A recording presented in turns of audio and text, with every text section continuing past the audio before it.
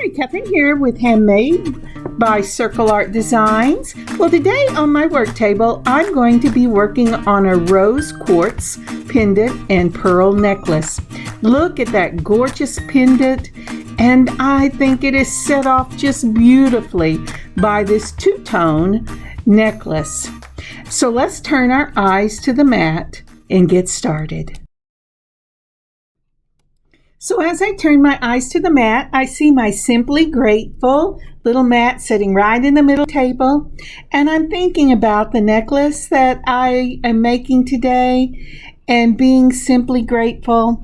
And I have to tell you, these pearls, they're beautiful pearls. They're 8mm glass pearls, and I am simply grateful to be working with these, to be working with these.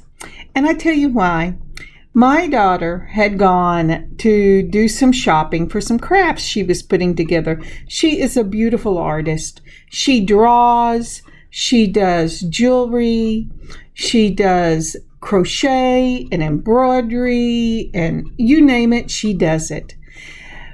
But one of her things right now that I am simply grateful to see is that she is putting her artwork together to make this beautiful bag.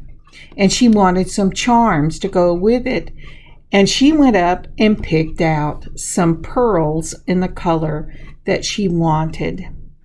And now, I wasn't thinking anything about this, but later on Saturday, she came in and she put this whole pile of pearls on my desk. And she says, "Mom, I finished with these and I thought you might like them." And I was simply grateful that she thought of me. You know, I'm a hoarder. I keep my stuff. If she says, "Do you have?" I say, "Yes, I do."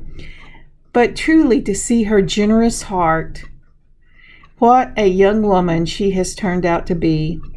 I am simply grateful for the blessing of my daughter with all her talent, but most of all, for her grace-filled heart.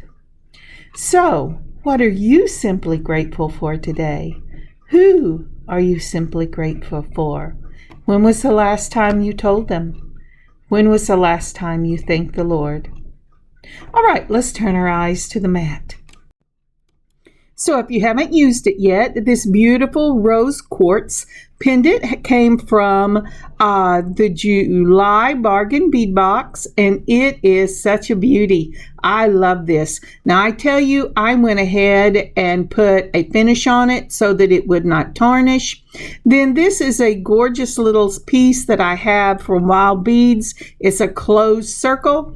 And then here are these 8mm glass pearls. Those are in the white. And then I have this lovely pink to go with it. I thought white and pink would be perfect for that beautiful little pendant and would really bring out the colors. I've also got some of the 3mm spacer balls. I picked those up off of Amazon. And then these little lovely pieces they had on sale last summer, I believe, from Bead Box Bargain. And I picked these little 8mm bead caps in the filigree up thin, and I'm going to be using them for this necklace. And see, they'll sit right in there. Now, one of the things about these little glass pearls is they run from 7.8 to 8mm, so some are a little smaller than others. We're also going to need some number 1 crimps. And I have that silver beading wire that I've pulled.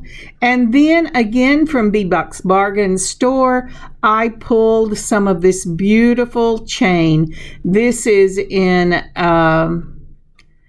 the steel, and I think it's steel, and that's what we're going to use. All right, so let's start off with a nice piece of this silver beading wire.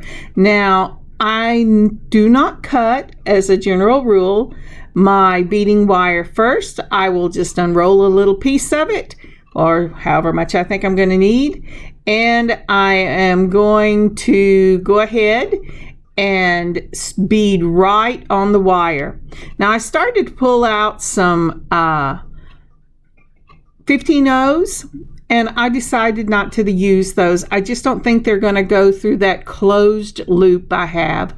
So we're going to start off with,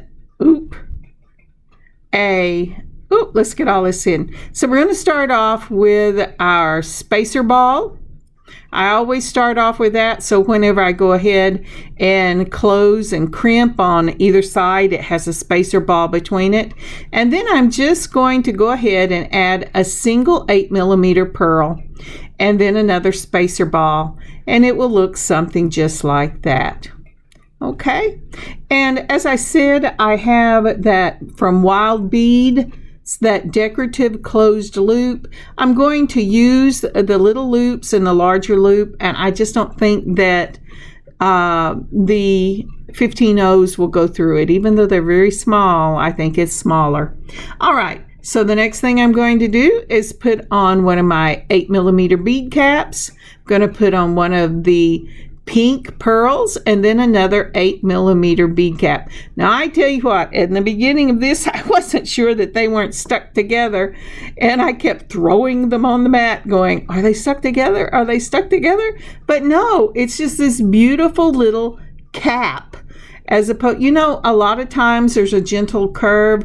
Well, this literally has the round and then it goes straight down, and they just cup these pearls and they look so nice.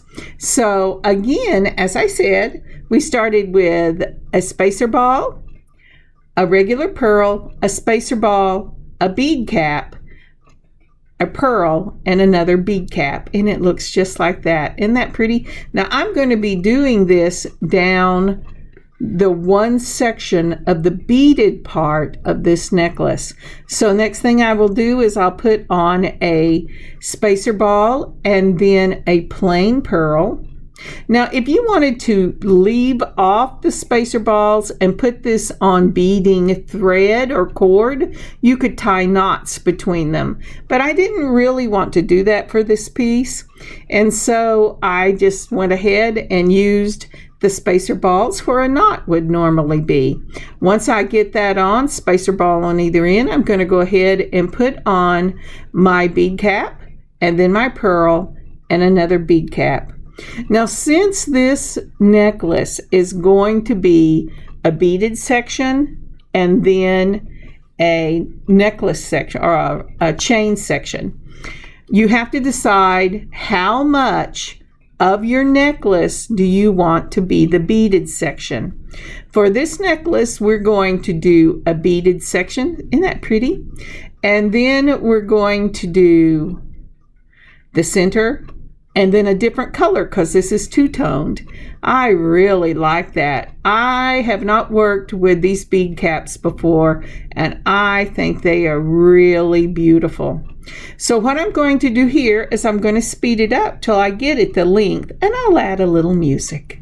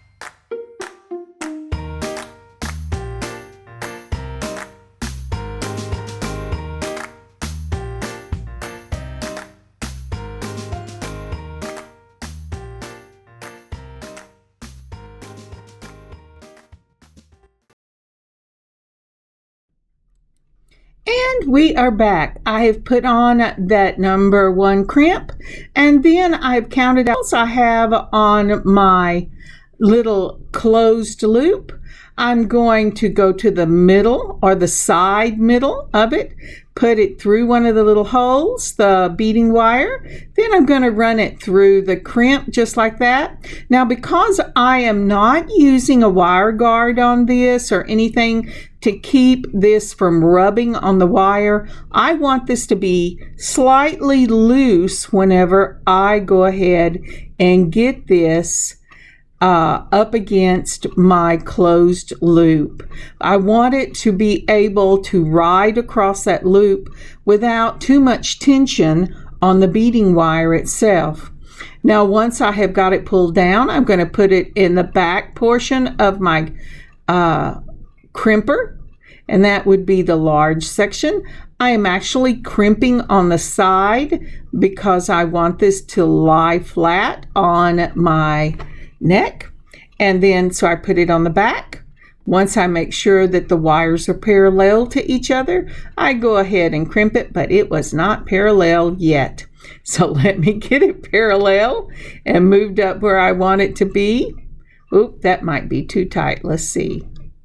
Yeah, move it down just a little bit. Okay, so you want to leave you enough space, put it in the back loop, mash your crimper, and it will make a little M if you have got your wire in the correct place, and each side of that M will have a little wire going out of it. Now do a fourth turn, bring it up to the front and mash it closed, give it a nice little tug, and you have got the first side of that necklace joined to your closed loop. Let's go ahead and cut a little bit of this wire off. I don't want a lot of it. I am not a end cutter in that I do not move my, I do not cut my beading wire right up against the crimp. Lots of people do. There's nothing wrong with it. I just have never felt comfortable with it, although everyone tells me it's a great idea. I'm old school, and that's the way I learned, and so that's the way I do it. All right, so I have got that first side done. I'm going to go ahead and clip this wire from the spool, and I'm going to close the other side. Now, because I will be adding chain to this, isn't that pretty? I just love that. Because I am going to be adding chain to this, I'm going to go ahead and put on my crimp, and then I'm going to use a wire guard. Now, a wire guard is this cute little N or U-shaped piece. You put your beading wire up through one side of the wire guard, around the top, and down through the tubing on the other side, and that allows for anything that is riding on the end of that beaded part of your necklace to just have the metal to ride on and not ride up and down on the beading wire itself. So once I have got that through the crimp, and I've got it through my spacer bead and through that first pearl, what I'm doing is I was just tightening it up, making sure it's as tight as I want it, and it's not quite. Remember, whenever you're doing something like this, whether it's a bracelet or a necklace, and you're using beading wire or even thread for that matter, you want your necklace to be taut. See how I'm wiggling it to make sure it wiggles just fine? You do not want it to be tight. If you get it too tight, it will not have the movement you would want in a necklace or bracelet. Again, at the very back of my crimper, I'm going to put that in. I'm going to mash it down on one side, do a fourth turn, mash the M together. I'll give it a little tug and clip it. And so now this section or this side of my necklace, the beaded portion, is complete. I am having trouble getting that right up against that pearl, but I won in the end, I guess is what I would say. It allowed me to win. All right, so that's how it's going to go. For this particular closed loop with all the little sections in it, I have 3 at the bottom, 3 at the top, and there's a middle one that I'm going to bead in. And so now I'm going to do the same thing with the white pearls. This time it's a little different. We are going to go ahead, let's see here. I've made sure I have my wire guard over there. I have not cut the spool yet. So we're going to go ahead and get this off. And we are going to do the exact same pattern. We're going to start out with our spacer ball and then a plain pearl and then a spacer ball.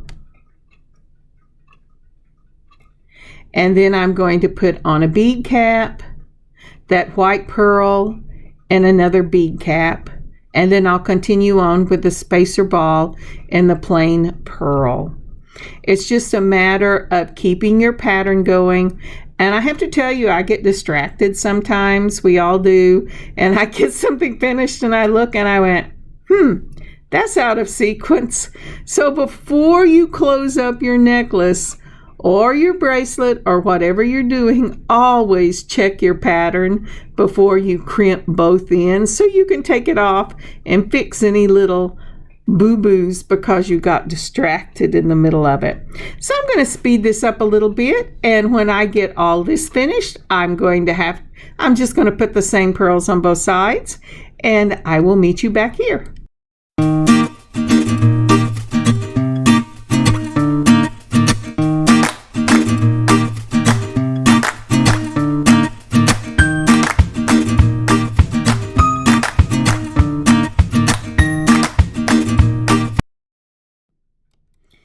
We're back.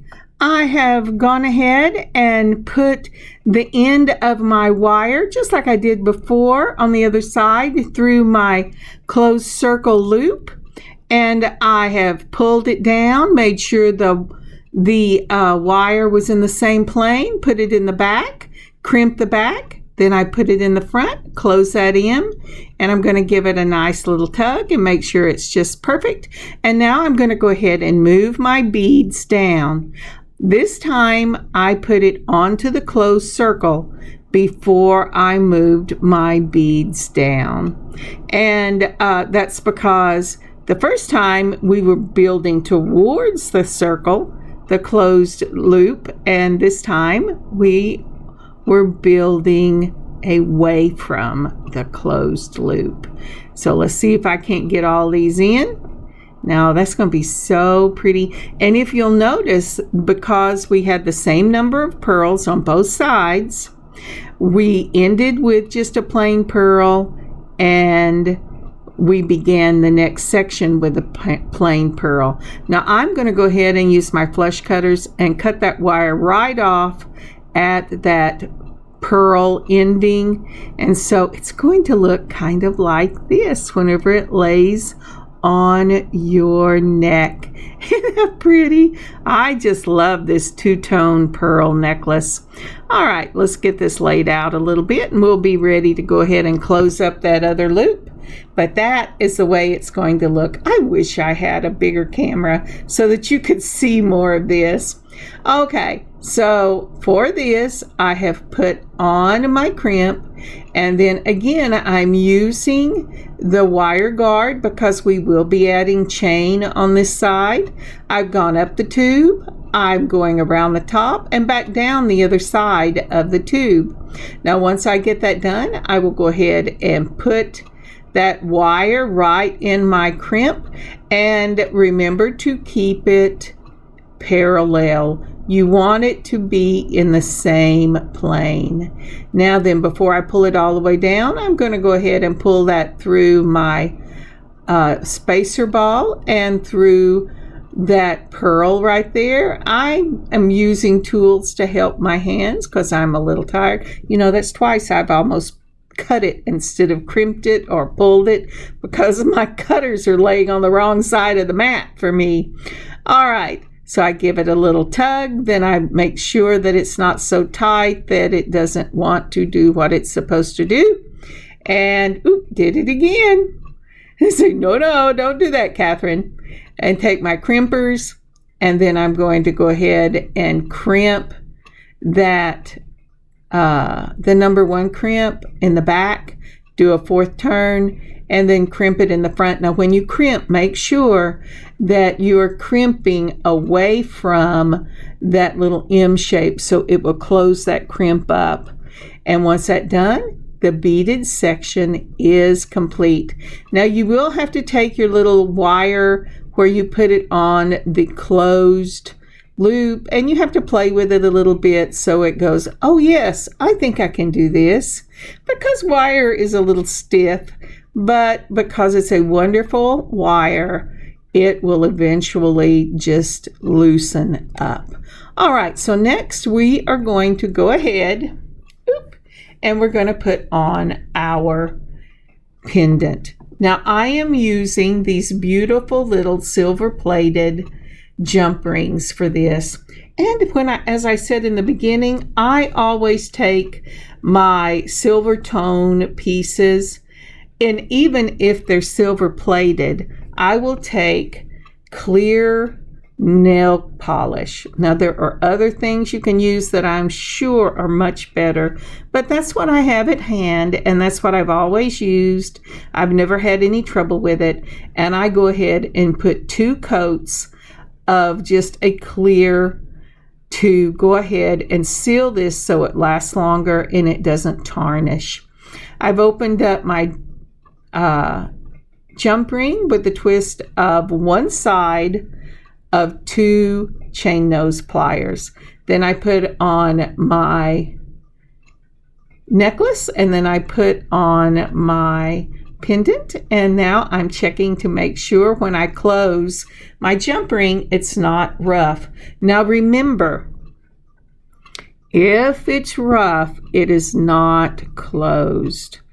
And if you are making a piece that has a right and wrong side to it, make sure that both of the right sides of your pendant and your necklace face each other. Sometimes beads have some kind of decoration on them, and you want to make sure that the decoration on the bead is on the same side as the decoration of the pendant. So just like whenever you are doing material, make sure the right sides are touching. All right, and that is finished. Now, isn't that pretty? So next up, after I finish petting it, I love to pet beads. I find them so tactile and I love them. That's how I got started in this. We're going to pull out that chain. Now to decide how much chain you need, you're going to measure across your beaded section. If it's 6 inches, 9 inches, however much it is, this is a 9-inch, then you subtract that from the length you want your necklace. And then go ahead, measure that, and clip 1 link further than what you're going to need. I am using jump rings to put this on. I have opened it up with the twist of 1 wrist. Again, when you're doing this, and I show this a lot, what you do is you hold it between 2 chain nose pliers, and then you go ahead and twist 1 wrist to open it up, and then you put your piece on, put your bead piece on, then your chain, or vice versa, but always do it the same way so that they lay correctly. Then lay your necklace out, and that's what I was just doing, so that you can see if there's any twists in it. Again, opening it with, I gotta find the end. Hold it between 2 chain nose pliers and twist 1 side. Again, you're going to put on your beads, and I'm sorry my hand has fallen off, but you put on your bead, and then you put on your necklace, and then you're going, or your chain, and then you're going to go and you rock only 1 side. Don't rock both of them. That defeats the purpose of only twisting 1 side. See, with metal, and I know I say this all the time, but it will make a weak spot if you do the figure 8 twisting, and when you least expect it, that's when it will give way. But with that, this is completed. I have chosen to make this long enough that I do not have to put on a clasp. I can just put it on over my head. Now, isn't that pretty? I just love this piece. You know, I will have to make me just a pair of plain dangles. I think I'm going to make one with one white pearl and one with one pink. Now, I wore this to church this weekend, and I had not intended to because I thought, oh, I don't have any pink blouses, and I love pink. I don't know why that happened, but when I was digging around on Sunday morning, there was this beautiful white and pink flower top that I had forgotten I had. So I went to my work area, I pulled this out, and I got so many compliments on this piece. These two-toned necklaces are just beautiful. Look around in your own stash. What do you have you could make a two-tone necklace and pendant with? It would be amazing. All right, let me show you some pictures. Thank you so very much for joining me today. I had so much fun working with this pendant and these beautiful, beautiful pearls. I love glass pearls. And I especially loved making it a two-tone necklace. I love this type of design, and I don't see it a lot, but when I do, it always makes my heart smile. Again, thank you for joining me today. I hope you had a fun time and you laughed with me and you learned some things and you were inspired to make your own two-tone necklace. God bless you and God keep you safe till I see you later in the week. Kathryn, Handmade by Circle Art Designs. God bless y'all.